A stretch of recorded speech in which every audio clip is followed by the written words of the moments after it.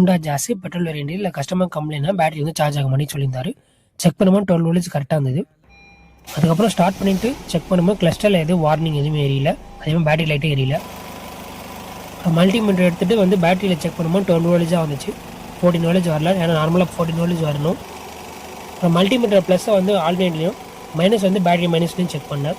அதே மாதிரி வோல்டேஜாக வந்து 12 வோல்டேஜாக வந்துச்சு.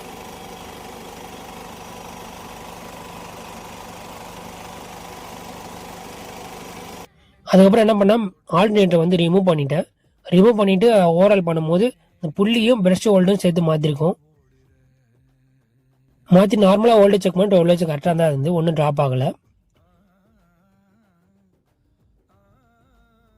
பூசு மாட்டியாச்சு. அப்புறம் மறுபடியும் வந்து ஸ்டார்ட் பண்ணிவிட்டு மறுபடியும் பேட்டரி பக்கம் போய் வோல்டேஜ் செக் பண்ணும்போது 14 வோல்டேஜ் கரெக்டாக வந்துச்சு.